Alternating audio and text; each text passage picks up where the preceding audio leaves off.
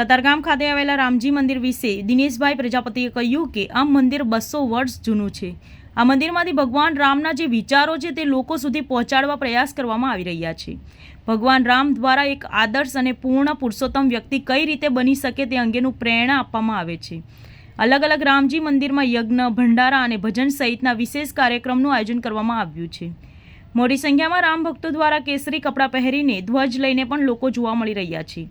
ભાઈચારાની સાથે પિતૃભક્તિ દર્શાવતા રામનવમીને લઈને મંદિરોમાં બપોરથી પણ વિશેષ આરતીના કાર્યક્રમ યોજવામાં આવ્યા છે। મારું નામ મનીષ શુક્લ। મનીષજી, આપણે કઈ જગ્યાએ મંદિર આવેલું છે અને આજે રામનવમી છે તો શું કહેશો?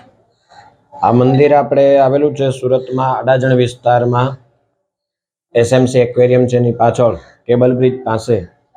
અને આજે રામનવમી છે તો રામનવમીના દિવસે અહીંયા સવારે 6 વાગ્યાથી હનુમાન ચાલીસાના પાઠ શરૂ થઈ ગયા છે, જે બધા ભક્તો મળીને 100 પાઠ કરશે।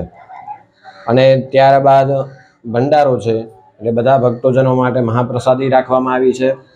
અને રામજીની 16 ઉપચાર 300 ઉપચાર પૂજા છે।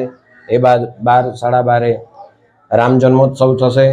સાથે ઇતિહાસમાં લગભગ પહેલી વાર જ અમે અહીંયા મહારાજશ્રી, અહીંયાના મુખ્ય પૂજારી જે છે મહારાજ શ્રી પ્રકાશભાઈ શુક્લ છે, તેમના દ્વારા ચંદન અક્ષતની આરતીનું આયોજન કરવામાં આવ્યું છે, જે લગભગ પહેલી વાર જ આ કોઈ મંદિરમાં છે। અને આપણું મંદિર પણ લગભગ સુરતમાં મોટામાં મોટું મંદિર જો સુરતમાં હોય રામજીનું તો લગભગ આ જ મંદિર છે।